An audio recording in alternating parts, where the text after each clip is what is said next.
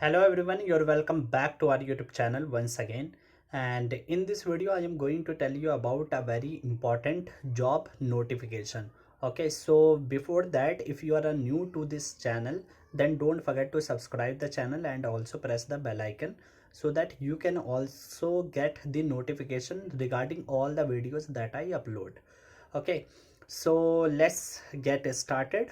And the vacancy that I am going to share with you in this video is released in the VFS. ठीक है, VFS, which is the Visa Facilitation Service Private Limited, and this is located at the under Shivaji metro station. तो इसका जो office है वो वहीं पर है. मेट्रो स्टेशन जो है शिवाजी मेट्रो स्टेशन, उसी के अंडर में तो VFS है. VFS मेन वर्क क्या करती है, ठीक है, और यहाँ पर किस चीज़ की वैकेंसी निकली है, इसके बारे में मैं आपको इस वीडियो में मतलब कंप्लीटली बताने वाला हूँ. और आपको कैसे इसके लिए इंटरव्यू देना है ये भी मैं आपको इसी वीडियो में कंप्लीट बता दूंगा. तो यहाँ पर जो वैकेंसी है वो ऑपरेशन ऑफिसर के लिए निकलती है. ठीक है, मतलब वैकेंसी तो अदर अलग अलग निकलती रहती हैं, लेकिन जो मेनली होते हैं जैसे वॉक इन होते हैं इंटरव्यू, तो इंटरनल वैकेंसी निकलती है वो आप वेबसाइट से देखते हैं. लेकिन कुछ जो इंटरव्यूज़ होते हैं वो वॉक इन होते हैं, जैसे कि मोस्टली ऑपरेशन ऑफिसर के लिए. अब ऑपरेशन ऑफिसर जो होते हैं वो होते क्या हैं, मतलब उनका वर्क क्या रहता है, मैं आपको ये भी बता दूंगा. ऑपरेशन ऑफिसर जैसे कि वीज़ा होते हैं, ठीक है, कभी भी आप देखेंगे, जैसे मान लीजिए कि मैं हूँ and I want to go to the mean UK. ठीक है, मुझे यूके जाना है या फिर मुझे स्विट्ज़रलैंड जाना है, कोई भी कंट्री मेरे को जाना है. तो उसके लिए हमें क्या होता है, कुछ डॉक्यूमेंट्स हमें लगाने पड़ते हैं, अपॉइंटमेंट लेनी पड़ती है, डॉक्यूमेंट सबमिट करने पड़ते हैं VFS में. और VFS जो डॉक्यूमेंट्स को ले जाती है एम्बेसी के पास, और एम्बेसी उन डॉक्यूमेंट को वेरीफाई करती है, और उसके बाद में आपका वीज़ा लगना है, ग्रांट होना है या फिर रिजेक्ट होना है, ये एम्बेसी डिसाइड करके जो डिसीज़न होता है, लेटर होता है, वो दोबारा VFS को भेज देती है और वहाँ से आप कलेक्ट करते हैं. तो इसके बीच में आप देखेंगे कि VFS एज अ मीडिएटर काम करती है एम्बेसी और कस्टमर के बीच में. तो एज अ ऑपरेशन ऑफिसर आपकी जो रेस्पॉन्सिबिलिटी रहेगी वो ये रहेगी कि जो लोग, जो कस्टमर आपके पास आते हैं, आपको उनसे हैंडल करना होगा. ठीक है, और हैंडल भी क्या करना होता है, एक आपके पास पेपर होता है जिसे चेकलिस्ट कहते हैं, उसमें सारे डॉक्यूमेंट्स लिखे होते हैं. उस डॉक्यूमेंट्स को आपको सबमिट करना होता है.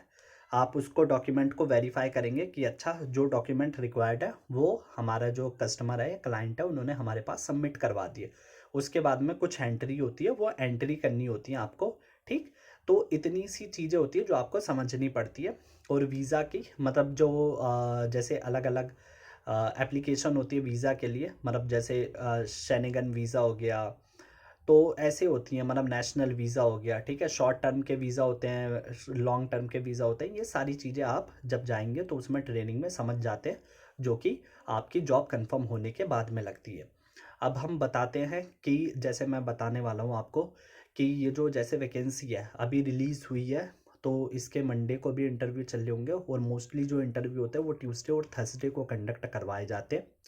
तो आप उसको वॉक इन जाके देख सकते हैं. लेकिन एक चीज़ आपको ध्यान रखनी है, अगर आप ऐसे ही रिज्यूमे लेके आप डायरेक्ट वॉक इन करने चले जाएंगे तो आपके जो रिजेक्शन के चांसेस है वो बहुत ही ज़्यादा रहते हैं. ठीक है, 95% या 99% आपका जो CV है वो रिजेक्ट हो जाएगा. क्यों, उसकी सबसे मेन वजह है रेफरेंस. ठीक है, तो मैं ये आपको रिकमेंड करूँगा कि जब भी आप जाएं वहाँ पर, ठीक है, वॉक इन के लिए इंटरव्यू देने जाते हैं, तो आपके पास रेफरेंस होना चाहिए. बिना रेफरेंस के आपका जाना आपको मतलब आपका समय खराब करने वाली बात है. ठीक, तो आपको रेफरेंस की ज़रूरत रहती है. और रेफरेंस किसका होना चाहिए, रेफरेंस किसी एम्प्लॉय का होना चाहिए जो कि ऑलरेडी वर्किंग है VFS में. ठीक है, who is already working in the VFS, so they will provide you their employ ID. तो वही रेफरेंस लग जाता. उसके बाद में आप अपने इंटरव्यू को अच्छी तरीके से उसकी प्रिपरेशन कर सकते हो और दे सकते हैं. अब मैं आपको ब्रीफली बता देता हूँ कि इंटरव्यू में पूछा कैसे सवाल जाते, कैसे सवाल पूछे जाते हैं. तो सबसे पहले जैसे कि जो भी स्टूडेंट आते हैं, आपका रिज्यूमे सबमिट होता है. ठीक है, आप जाएंगे, रिज्यूमे अपना सबमिट करेंगे, एक टाइम होता है, टाइम के बाद में आपको कैंडिडेट्स को दो दो करके, तीन तीन करके, या फिर बल्क में 5-10 को बुला लेंगे. उनसे नॉर्मली इंट्रोडक्शन होता है. ठीक है, सबसे पहले आपको इंट्रोडक्शन पे फोकस करना होगा कि इंट्रोडक्शन देना होता है। सबसे पहला क्वेश्चन कहीं भी जाता है, tell me about yourself. तो आपको कॉन्फिडेंटली बताना होगा, ठीक है। कॉन्फिडेंस आपका देखा जाता है, कैसा कॉन्फिडेंस है, कैसी कम्युनिकेशन स्किल्स है, आप घबरा तो नहीं रही है, हेजिटेशन नहीं होनी चाहिए, ये चीज़ होती है, ठीक।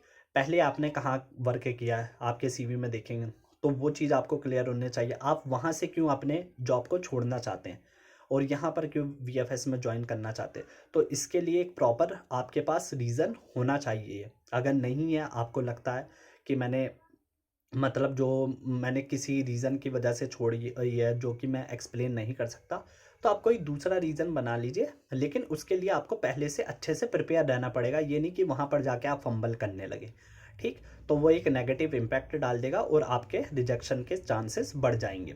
तो अगर आप अपने सिलेक्शन के चांसेस बहुत ज़्यादा बढ़ाना चाहते हैं, तो जो चीज़ें मैंने आपको बताई हैं उस चीज़ को आप प्रिपेयर करेंगे, ठीक है। अपने सीवी के साथ जाना है, अच्छे से सीवी प्रिपेयर कर लेना, लेकिन मेन चीज़ यही मैटर करती है, आपकी परफॉर्मेंस वहाँ पर कैसी है, ठीक। आप कॉन्फिडेंटली बोल पा रहे हैं, जो चीज़ें आपसे पूछी जा रही है कि आप उस चीज़ों को अच्छे से बता पा रहे हैं। थोड़ी सी आपको नॉलेज होनी चाहिए कि व्हाट डज वीएफएस डू, ठीक है। तो ये चीज़ मैंने आपको पहले ही एक्सप्लेन कर दी है ब्रीफली कि वीएफएस काम क्या करती है। एम्बेसी और जो कस्टमर में मैंने कनेक्शन बताया, वो आपसे पूछ सकते हैं what do you understand why visa, ठीक है। तो वीज़ा को पता होना चाहिए, वीज़ा होती क्या, visa is a stamp on the passport, ठीक है, which is required for travelling to the foreign country, ऐसे बोल सकते हैं, या फिर अब्रॉड में। तो ये चीज़ें वीज़ा होना चाहिए, मतलब नॉर्मली पता होना चाहिए कि ये चीज़ें पूछी जा सकती हैं। तो ये चीज़ आप अगर प्रिपेयर करेंगे तो आप इंटरव्यू को अच्छे से मतलब दे पाएंगे।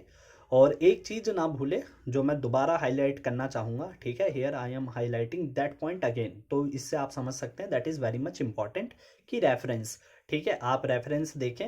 रेफरेंस किसी ना किसी एम्प्लॉय का होना चाहिए और तभी आप जाएं, मैं भी यही रिकमेंड करूँगा। बिना रेफरेंस आपका जाना वेस्ट ऑफ टाइम है, ठीक है, वेस्ट ऑफ मनी है, आप दूर से आएंगे, ट्रैवल करेंगे। So in this video I am telling you that if you have any reference only then you visit the VFS centre to appear for the interview, ठीक। तो जो चीज़ें मैं बता रहा हूँ वो चीज़ें आपके लिए तब रेलिवेंट होंगी। सो यहाँ पर मैं इस वीडियो को एंड करना चाहूँगा, और if you have any of the doubt you can put in the comment box, ठीक है। कमेंट बॉक्स में आप उसे मतलब डाल सकते हैं, या फिर मेरी इंस्टाग्राम आईडी है जो कि नौकरी विद हर्ष के नेम से है, तो वहाँ पर आप मेरे को पर्सनली मैसेज कर सकते हैं if you have any doubt, ठीक। कोई भी डाउट होता है तो आप वहाँ पर मतलब मैसेज कर सकते हैं। तो 1 या 2 दिन लग सकते हैं रिप्लाई में, क्योंकि because mean I some time engage in other activities as well, so that's why mean it takes me the time to get everyone's reply on my Instagram ID or the YouTube channel. But definitely if I see your comment, then I will try to reply you as soon as it is possible for me. So thank you very much for watching this video, and if अगर जो ये सारी video, if this all the content is useful for you, so don't forget to subscribe the channel, ठीक है, and also share this video as much as it can be possible for you.